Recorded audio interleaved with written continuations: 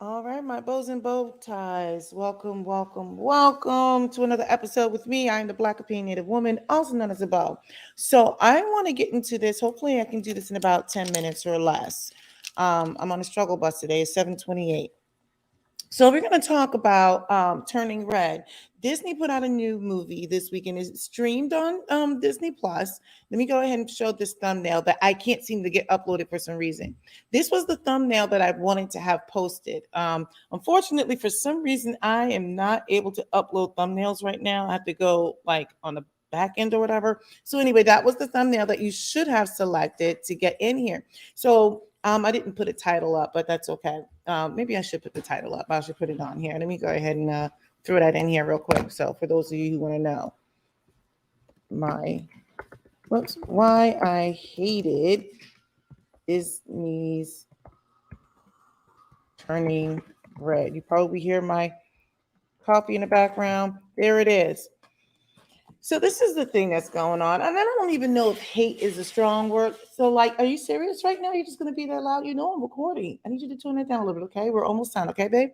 So look, this is the thing. So this is my kids drive me crazy because they were supposed to have been down here and taking care of some things, and I always got one that wants to come down here at the last second, which I'm kind of the one who's being selfish actually, because I'm like, be quiet, I want to record, but I want to get this done in 10 minutes. All right, now look, Turning Red. Disney had this movie about a young woman coming of age. Okay, so this young lady right here. Let me put this up thumbnail back up for a second. The one that I can't get uploaded. This lady right here. This young lady right here. I don't know if you can see that. Let me try this again. Can you see that? She's actually supposed to be Asian.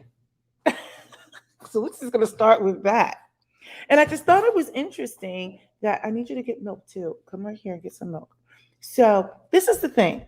I kind of feel like number one, it's about a young lady who comes to age, comes of age. Go ahead, go ahead. She's coming of age, and she's Asian, and so I am all for displaying and promoting other cultures and all that good stuff. Right? I'm all for that. That wasn't my issue. The issue I had with the movie was one, two, three, four, five. Number one, it was set to like the year I think 20 2002 or something like that. So I couldn't understand why they had flip phones and stuff like that. Well, because it was 2002. I'm not sure why 2002 was the chosen time frame. Okay, so they're gonna go with that. Number one, didn't make sense to me, but that's not why I hated it. But what I hated was if this is supposedly about an Asian family and a young Asian girl. Let me go ahead and just bring this up real quick. Does she look Asian to you?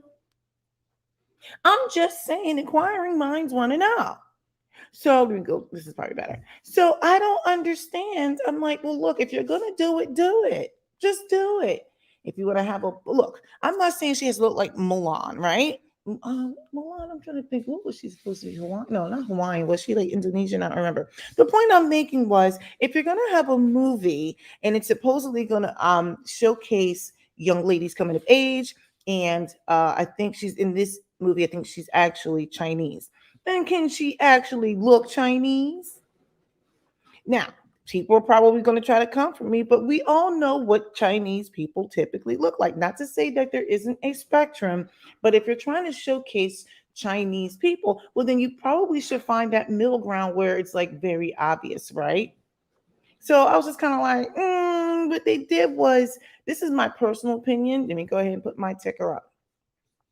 Talkable moment coming, okay? Now look, because here we are in the United States, we're all kinds of act up, which is so messed up. Okay, like we're very race driven, and what I think they did was they tried to whitewash this character. I think they tried to whitewash the character so that they would get more people interested and more little girls thinking I can be just like May May. Okay, and anybody can be like any of these characters, but I think there's some sort of thing going on behind here where they're like, well, we won't make her look obviously Chinese. We'll just say things that maybe are kind of related to being Chinese. So I was like, you can miss me. I think there's this whole big push like to try to whitewash. I mean, I can have another conversation about that. It's probably not the right forum here, but we're going to move on past that. So that was like the second thing. First, it was set to 2002, which I didn't understand why we were showing flip phones. These kids nowadays, they know about smartphones. They don't know anything about a flip phone. So if you're trying to push towards a demographic of children or coming of age teens, they're aware of smartphones. The other thing was they whitewashed the Asian girl. Now let's go into this third thing. So they wanted to talk about this coming of age thing, and they were talking about this whole period thing. And I just kind of feel like, okay, so I think in this movie, she was about 13. Most girls, I think, are getting their cycle somewhere between 11 and 12. I was very late. I was almost 14. I was like a couple of weeks shy of 14 because I know you care that much about my cycle. Um, but this is the thing. They didn't even like showcase her getting her cycle at like the typical age. Or maybe that's typical in like Chinese culture. I don't know. I was practically a full-on adult with a 401k before I got my cycle. But I just thought it was interesting that they wait to showcase this thing at 13, but more so the way they treated this, they made it seem like it was this disaster. They made her a disaster. They had this red panda like popping up and going away.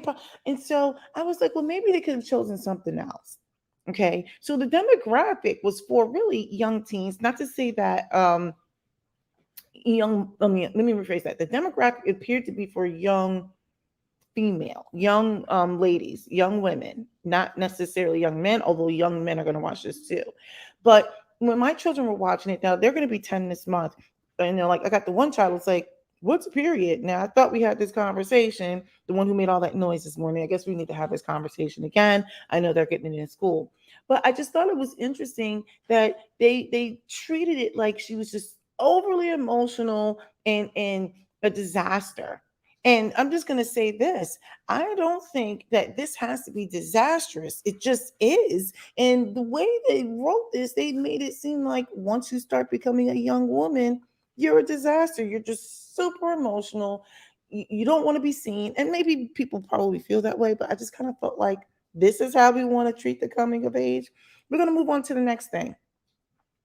I felt like the message was very postmodernist. Now I know in a previous recap of and just like that, I talked about postmodernism. I should have put that graphic up here, but I don't have much time. I think the biggest thing that concerns me is it seems very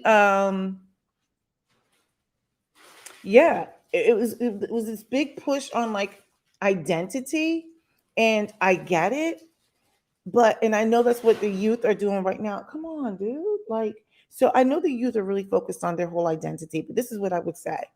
It was almost as if like not only are they not focused on their identity, as I mean, they want to focus on their identity, but it's almost as if like assigning non-human like qualities to themselves. So it reminded me of when I was recapping and just like that with Rose Now Rock. There was a discussion about her possibly wanting to be like scout or rock or something like that, something that wasn't even human. Maybe it's a reach. I don't know. I just kind of felt like we're dealing with this whole um identity thing. Like, and I'm like, and maybe because I am part of Gen X, but I don't know if these are the coming of age issues the way we want to, like the way it should be presented. I mean, there's so many things you can talk about. Like, I didn't have an issue with her liking boys. There was nothing wrong with that. Okay, because young people do have attractions and feelings and they're figuring out their bodies and that type of thing. I just felt like this whole identity thing, like, no, this is who I am. I'm now a red panda versus I was just like, all right, you can go ahead and miss me. But this is the last thing I'm going to talk about, which is going to sound kind of strange, and I don't even know how to present this. When my children were watching this, now granted, I have four children. I have two, I have twins that are going to be 10 this month. I have an 11-year-old who will be 12 in August, and I have a 17-year-old. My 17-year-old was like, I'm not about that life. My 11-year-old kind of like checked out for part of it because he was like, hmm.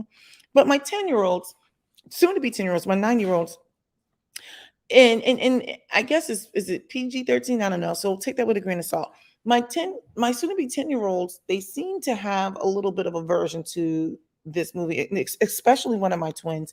I think the images were quite strong. And I say this because we're not going to beat you over the head with the Bible, but this is a Christian household. We're not perfect. We don't walk around like Yes, we're not doing, I mean, we can.